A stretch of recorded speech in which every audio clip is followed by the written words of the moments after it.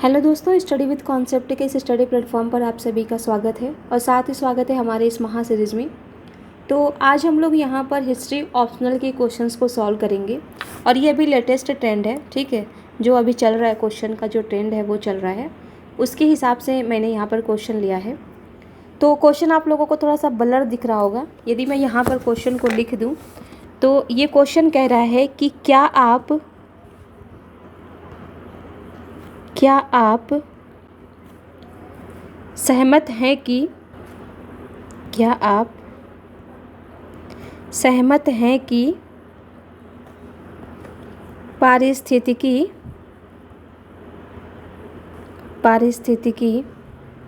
कारकों ने हड़प्पीय सभ्यता या कह सकते हैं हड़प्पाई सभ्यता के प्रवाह का मतलब समझ जाइएगा, उत्थान की बात कर रहा है, उद्भव की बात कर रहा है, ठीक है। प्रवाह एवं ह्रास का मतलब तो आप लोग समझते ही हैं, पतन, ठीक है। पतन की बात कर रहा है यहाँ पर पतन को प्रभावित किया टिप्पणी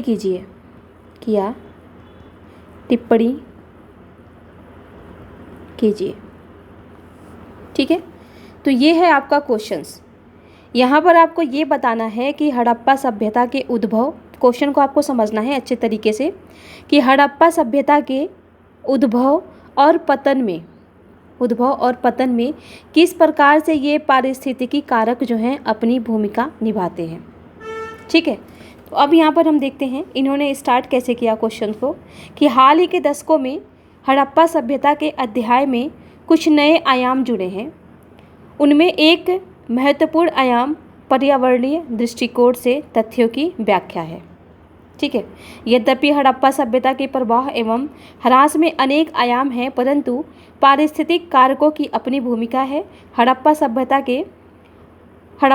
के प्रवाह में पारिस्थितिक कारकों की भूमिका निम्नलिखित बिंदुओं में स्पष्ट है। तो ठीक है, कह सकते हैं कि ठीक है। लेकिन इसको आप ना कीवर्ड्स के माध्यम से भी स्टार्ट कर सकते हैं। जैसे यहाँ पर अगर मैं लूँ इस क्वेश्चन को, तो यहाँ पर आप लिख सकते हैं स्टार्टिंग आपको कैसे करना है कि हड़प्पा सभ्यता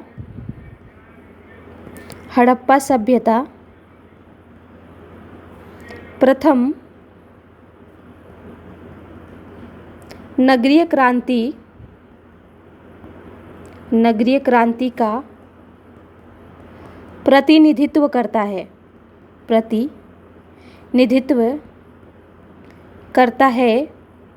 जो एक आद्य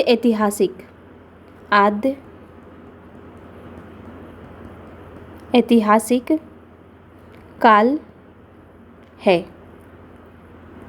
अब यहाँ पर ये आपके कीवर्ड हो गए,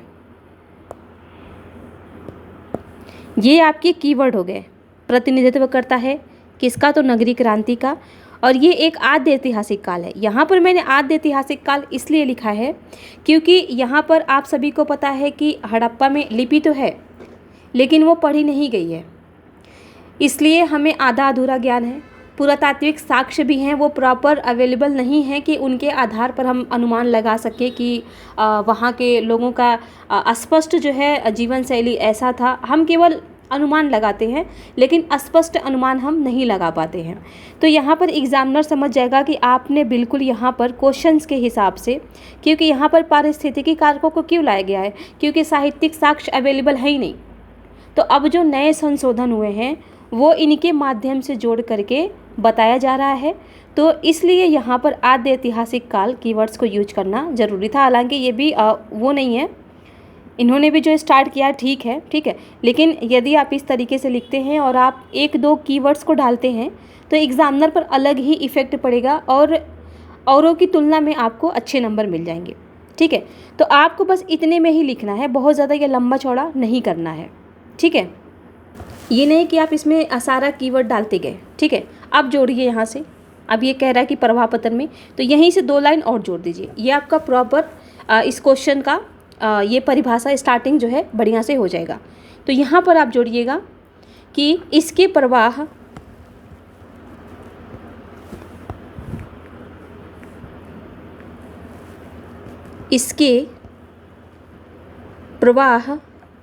एवं पतन को लेकर शुरू से ही विवाद रहा है। बस ये आपका स्टार्टिंग हो गया बढ़िया। ठीक है, इससे ज़्यादा शब्दों को आपको यहाँ पर यूज नहीं करना है। ठीक है, आप सीधे पैराग्राफ चेंज कर दीजिए। अब यहाँ से स्टार्ट कर दीजिए आप। अब यहाँ पर लिखिए हाल ही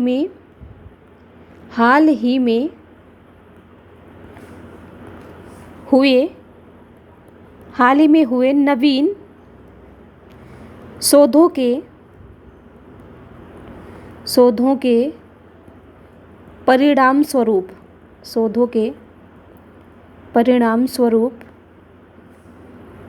पारिस्थितिक कारण भी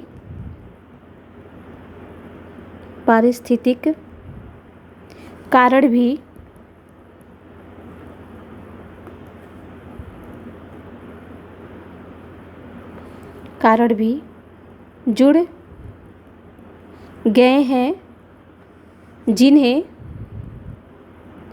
हड़प्पा सभ्यता के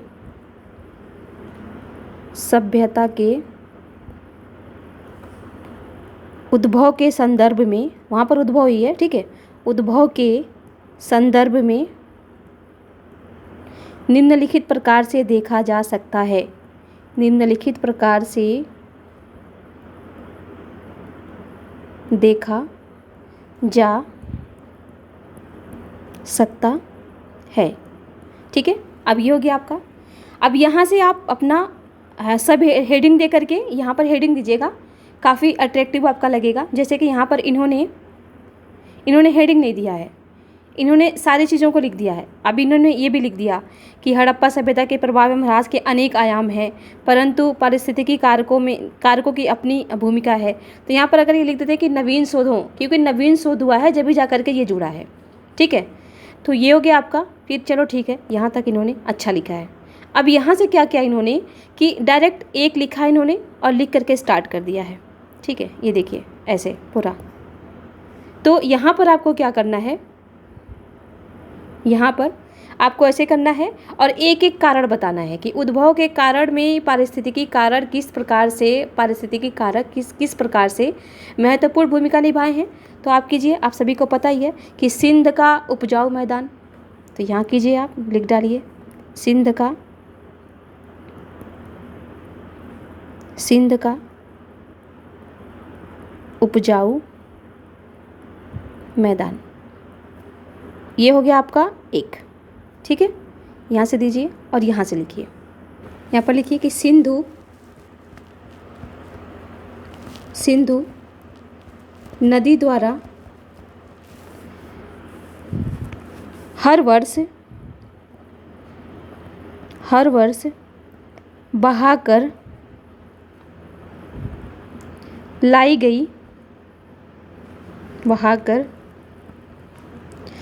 गई जलोढ़ मिट्टी काफ़ी उर्वर थी, जिससे कृषि उत्पादन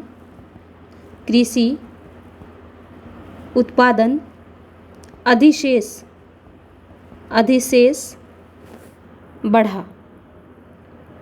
बढ़ा। अब यहाँ पर आपको अपने आंसर को वेरीफाई करना है कि बढ़ा तो हमारे पास परिणाम क्या है। तो यहाँ पर एक एग्जाम्पल डाल दीजिए, यथा या ऐसे उदाहरण, मोहनजोदड़ो में अन्नागार के साक्ष्य। मोहनजोदड़ो में मिले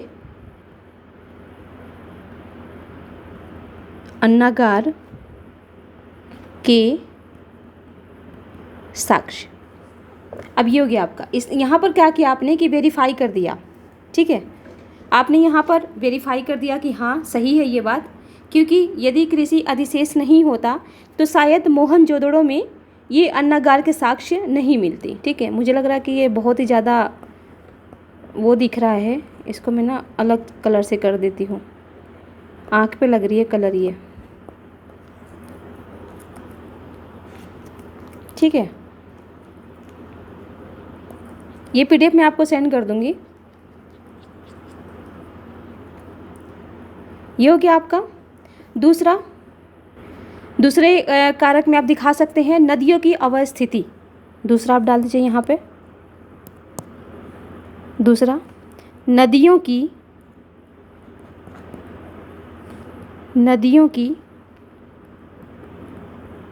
अवस्थिति, ठीक है। अब यहाँ से आप इसको करके इसके बारे में लिख दीजिए, थोड़ा सा वेरीफाई करना है आपको। किसी भी चीज़ को आप लिखिए अच्छे से, उसके बारे में थोड़ा ही 2 ही लाइन 3 ही लाइन लिखिए, बट हेडिंग डाल के लिखिए ज़रूर। अब लिखिए इसमें कि नदियों की अवस्थिति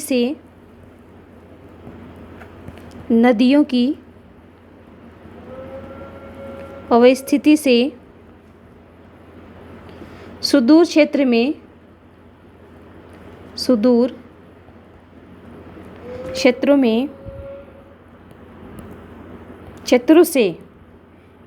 क्षेत्रों से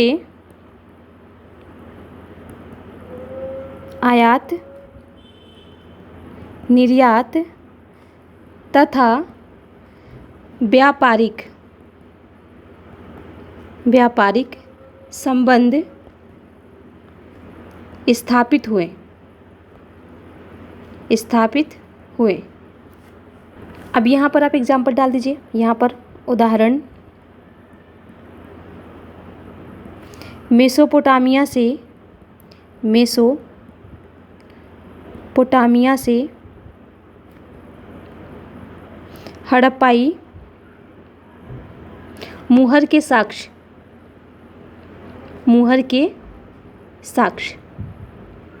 तो इसका मतलब वहाँ पर जब मुहर के साक्ष्य पाए गए हैं तो जाहिर सी बात है वहाँ से हम आयात निर्यात करवाते होंगे, व्यापारिक संबंध हमारे वहाँ से रहे होंगे, इसीलिए तो वहाँ पर मुहरों के साक्ष्य मिले हैं। ठीक है, तो ये आपका वेरीफाई हो गया। तीसरा आप कर दीजिए बंदरगाहों की उपस्थिति। बंदरगाहों की उपस्थिति, ठीक है, ये हुआ आपका। अब इसमें आपको क्या करना है, बंदरगाहों की उपस्थिति। अब यहाँ पर भी आपको लिखना है ऐसे ही कि बंदरगाह किस काम में आते हैं, तो यहाँ पर लिख दीजिए थोड़ा सा, बंदरगाहों के माध्यम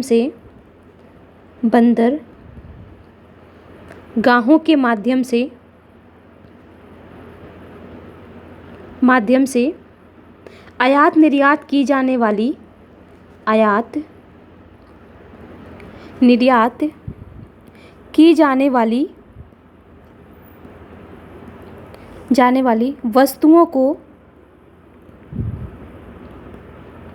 वस्तुओं को उतारा तथा चढ़ाया जाता था।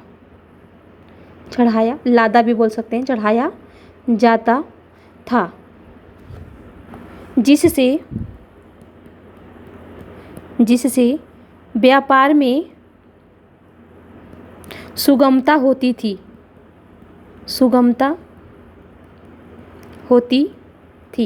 अब एग्जामिनर आपका इतने अंदर जाकर के नहीं देखा, आपने ये लिखा, आपने एग्जाम्पल लिखा, ठीक है। वैसे तो यही देख करके वो खुश हो जाता है कि हाँ आपने मतलब किस तरीके से अपने आंसर को प्रेजेंट किया है, हेडिंग डाल के किया है कि बस ऐसे सीधे सीधा लिखते चले गए हैं।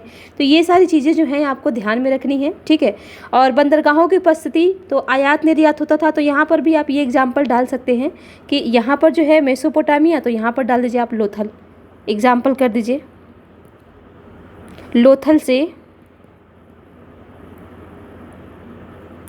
लोथल से मिले मेसोपोटामियाई जार का साक्ष्य। मेसोपोटामियाई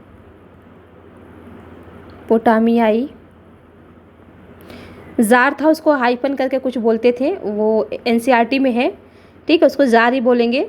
वो कुछ इस तरीके का रहता था, इस तरीके से, इस तरीके का, और दोनों तरफ इसमें ऐसे लगे रहते थे। ठीक है, जार का साक्ष्य ये मेसोपोटामियाई था जो कि यहाँ पर पाया गया है, लोथल में। ठीक है, तो ये भी ध्यान देंगे आप। तो इसको आपने वेरीफाई कर दिया कि हाँ, वस्तुओं का आयात निर्यात होता था हमारा, तो यहाँ पर आप बता सकते हैं इसको। फिर आप लिख सकते हैं, 3 हो गया ना, चौथा लिख दीजिए, खदानों की उपलब्धता। खदानों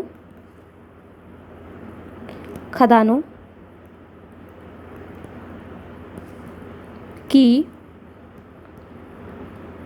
उपलब्धता, ये हो गया आपका। इसके बारे में भी थोड़ा सा लिख दीजिए। यहाँ पर लिखिए कि हड़प्पाई लोग या कि हड़प्पाइयों के द्वारा बेहतर किस्म के पत्थरों तथा धातुओं का उपयोग करके औजार उपकरण बनाया गया, जिससे नई बस्तियों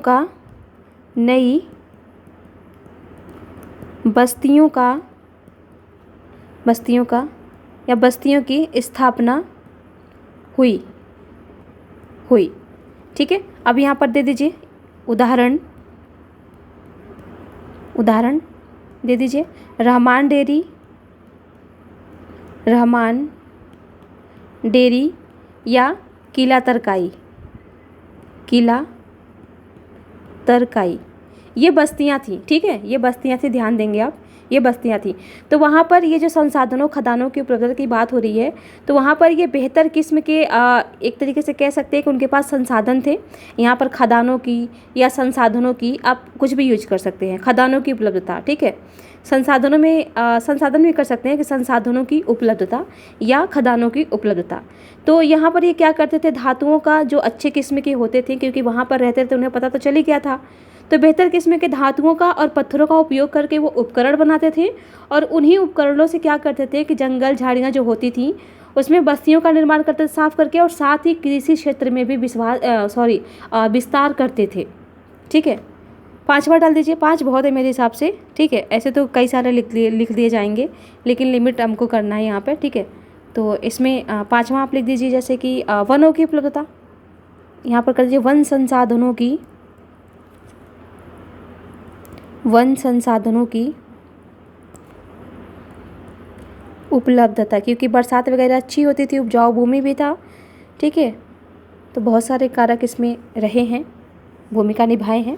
तो यहाँ पर कीजिए, तो यहाँ पर आपको ये लिखना है कि पकी ईंटों का यूज करके, पकी ईंटों का, या कह सकते हैं कि वन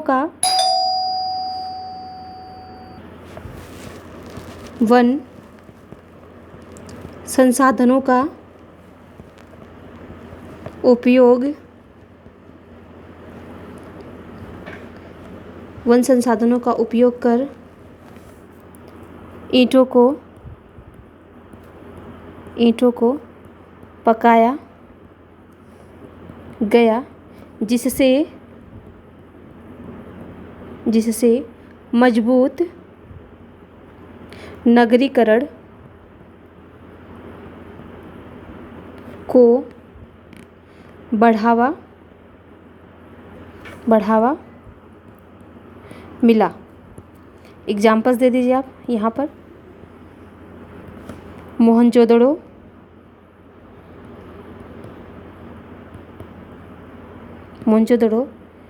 तथा हड़प्पा में पकी ईंटों से निर्मित भवन। ठीक है, ये हो गया आपका, या मकान कह सकते हैं, घर कह सकते हैं, कुछ भी। तो इतना हमारे पास काफ़ी है, 5 पॉइंट्स जो है काफ़ी है। और यहाँ पर आप अच्छा इसको एम्फोरा कहते हैं, जार को इसको एम्फोरा कहते हैं, याद आ गया, एम्फोरा, ठीक है, इसको एम्फोरा कहते हैं। तो ये हो गया आपका यहाँ तक। अब आपने तो ये दिखा दिया कि हाँ ठीक है, इतने सारे जो कारक थे ये उद्भव में काफ़ी महत्वपूर्ण भूमिका निभाए थे। अब देख लेते हैं पतन में। तो अब सीधा यहाँ आइए, ये 15 नंबर का क्वेश्चन है, ठीक है। तो ये आपको पता ही है, छोटा तो होगा नहीं ये। अब यहाँ आइए, सॉरी अब 15 का कह रही हूँ, 20 नंबर का है ये, ठीक है, 15 का नहीं है, 20 नंबर का है, ठीक है। तो ये हो गया आपका। अब इसके पतन वाला देख लेते हैं हम कि पतन में कैसे ये जो कारण थे किस प्रकार से भूमिका निभाए थे। यहाँ पर लिख दीजिएगा, पारिस्थितिकी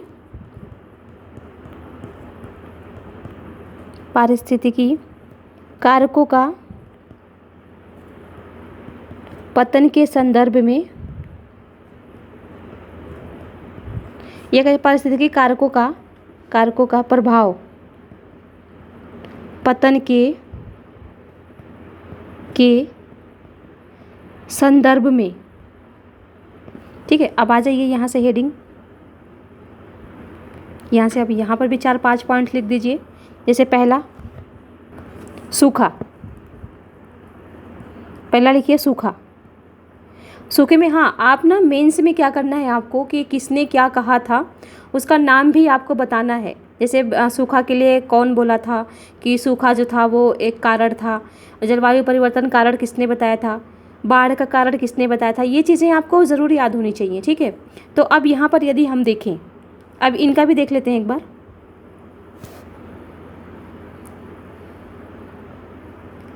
इन्होंने ये तो बता दिया कि वर्षा की प्रचुरता से वनों की प्रचुरता बढ़ी तथा उनकी कटाई से बाढ़ में लोहे एवं तांबे की ओर बढ़े।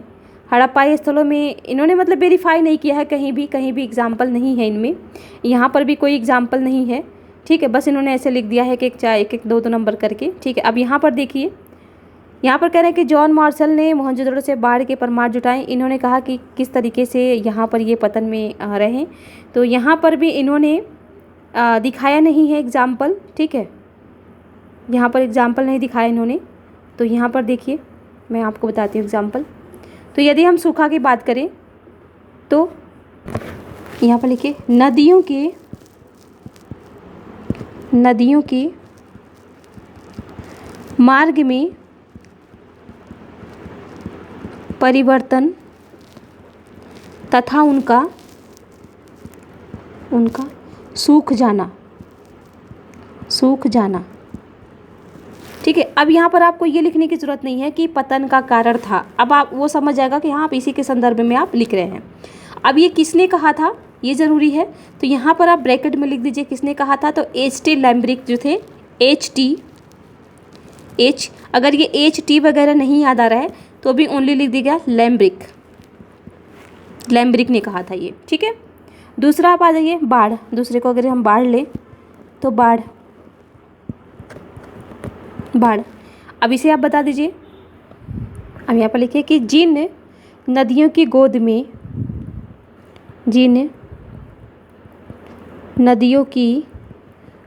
में हड़प्पा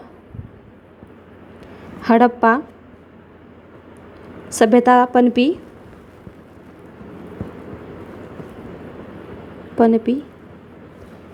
वही नदियाँ उसी नदी में बाढ़ आने के कारण इसका पतन हुआ। हालांकि ये पूरी तरीके से सही नहीं माना जाता, इस पे भी विवाद है। वो जब विवाद वाला क्वेश्चन पूछेगा तो उसमें हम उसको सॉल्व करेंगे।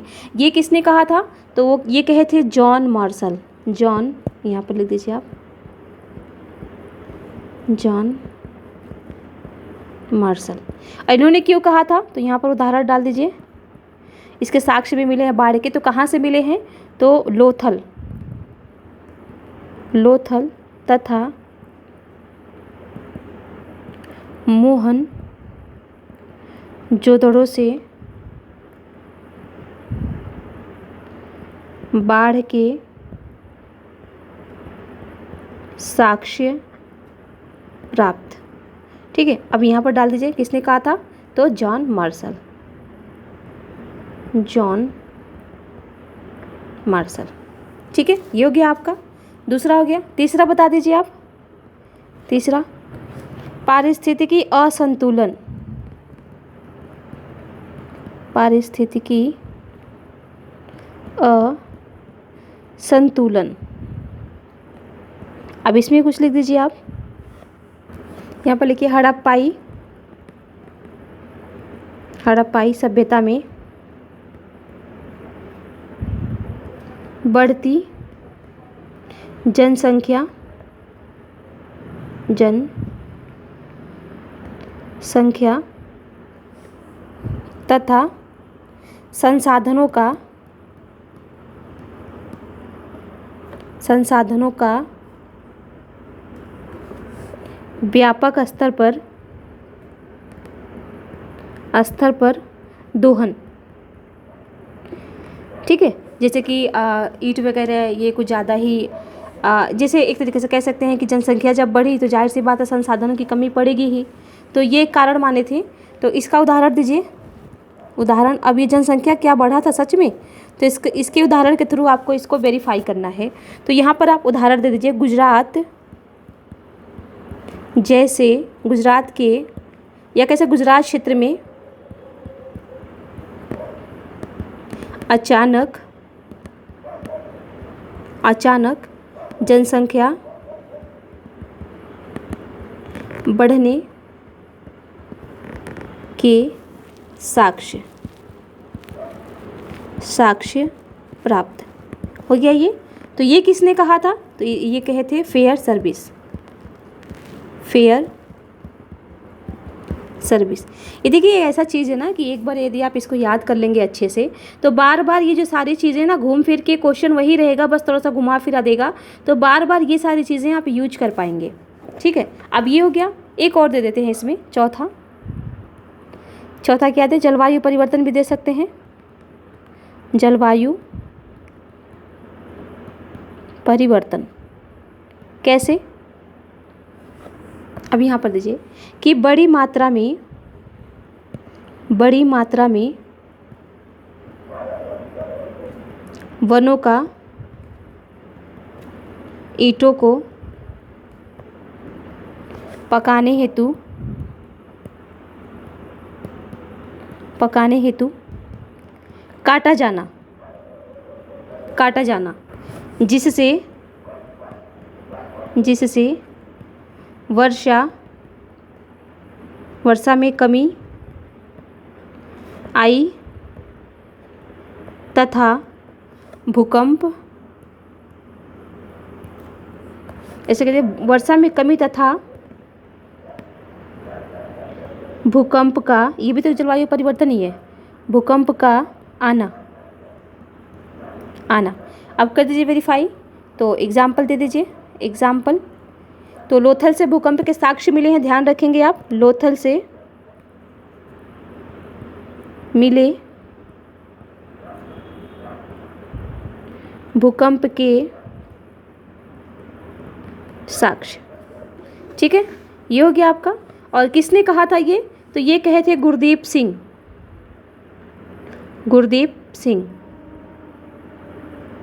ठीक है, ये हो गया आपका। अब इतना काफ़ी है। ठीक है, और ये स्पीड तब आएगी जब आप आंसर राइटिंग अच्छे से करेंगे। ठीक है, तो हमारे आंसर राइटिंग की ग्रुप भी चल रही है, आप निष्कर्ष लिखेंगे इसका। आंसर राइटिंग की ग्रुप भी चल रही है, तो उसको आप ज्वाइन कर सकते हैं और वहाँ पर अपने जो आंसर राइटिंग है उसको आप प्रखर कर सकते हैं, एक तरीके से कह सकते हैं कि बढ़िया कर सकते हैं। ठीक है, तो यहाँ पर ये हो गया आपका। अब हम निष्कर्ष का देखते हैं। तो निष्कर्ष इनका मुझे बहुत ही अच्छा लगा है। जैसे कि यहाँ पर देखिए इन्होंने दिया है कि इसके अलावा अन्य कारक भी हड़प्पा सभ्यता के पतन में अपना स्थान रखते हैं, जैसे आर्य आक्रमण, मेसोपोटामियाई व्यापार का पतन आदि। ठीक है, तो ये कह रहे हैं कि परंतु फिर कहा जा सकता है कि पारिस्थितिकी कारक हड़प्पा सभ्यता के प्रभाव एवं पतन में महत्वपूर्ण कारक है, परंतु नहीं, हम ये नहीं कह सकते हैं कि ये महत्वपूर्ण कारक है। ठीक है, यहाँ इतना भी आप लिख करके अपना निष्कर्ष डाल सकते हैं। हम ये नहीं कह सकते क्योंकि कहीं पर इसको बाढ़ को महत्वपूर्ण कारक माना गया है, कहीं पर जलवायु परिवर्तन को महत्वपूर्ण कारक माना गया है, लेकिन ओनली हम ये नहीं कह सकते, ठीक है, कि पारिस्थितिकी कारक ही महत्वपूर्ण है।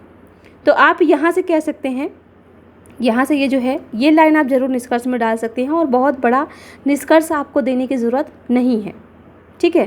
तो यहाँ पर डाल दीजिए निष्कर्ष।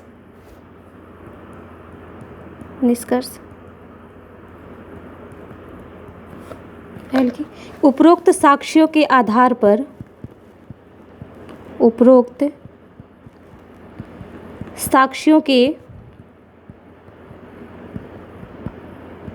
आधार पर आधार पर कहा जा सकता है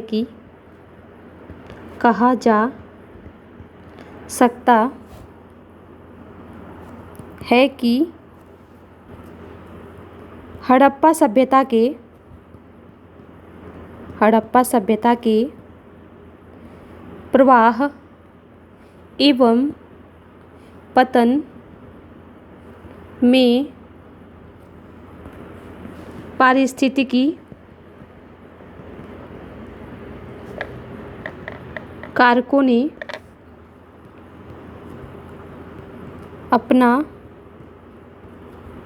अपना महत्वपूर्ण योगदान दिया, परंतु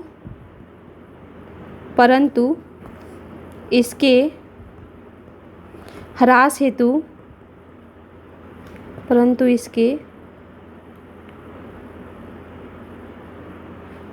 हेतु आर्य आक्रमण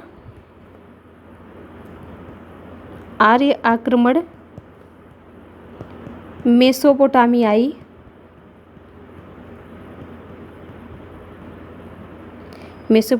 व्यापार का पतन जैसे अन्य कारक भी जिम्मेदार, अन्य कारकों को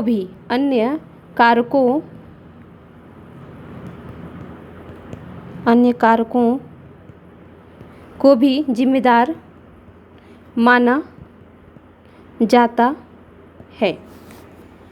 तो ये है आपका टोटल इस क्वेश्चन का आंसर, ठीक है। तो आप देख सकते हैं, यदि आपको फैक्ट फिगर याद रहेंगे, एग्जाम्पल्स याद रहेंगे, चीज़ें अच्छे से आपको याद रहेंगी, तो लिखने में आपको बहुत ज़्यादा टाइम नहीं लगेगा। यहाँ पर आप लोगों को समझाने में इतना टाइम लग गया मुझे, एक एक पॉइंट्स को बताने में, ठीक है। तो आप अच्छे से रिवीजन कीजिए और बार बार रिवीजन कीजिए, क्योंकि ये ऐसी चीज़ें हैं कि यदि इसको एक बार आप पढ़ लेंगे, एक बार अच्छे से याद कर लेंगे, जितने भी यहाँ पर जितने भी विद्वान हैं, उन्होंने जितने भी यहाँ पर अपने अपने प्रमाण दिए हैं, उन्होंने बताया है, तो ये हर जगह यूज़ होंगे, हर जगह आपको काम आएंगे, ठीक है।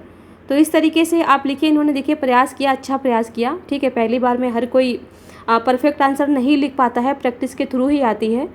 तो यदि आप प्रैक्टिस नहीं करेंगे तो भाई नहीं लिख पाएंगे, ठीक है। इसलिए प्रैक्टिस मोस्ट इम्पॉर्टेंट है। तो इसका मैं आपको PDF टेलीग्राम ग्रुप में सेंड कर दूंगी। और मैं फिर कह रही हूँ कि आंसर राइटिंग ग्रुप चल रही है, यदि आप लोगों को अपना आंसर राइटिंग स्किल्स को डेवलप करना है तो प्लीज़ आप ज्वाइन कीजिए, ठीक है। वहाँ पर हमारा 100% दिया जाएगा। तो इसी के साथ इस वीडियो को यहीं समाप्त करते हैं। आप सभी को हमारे साथ बने रहने के लिए बहुत बहुत धन्यवाद।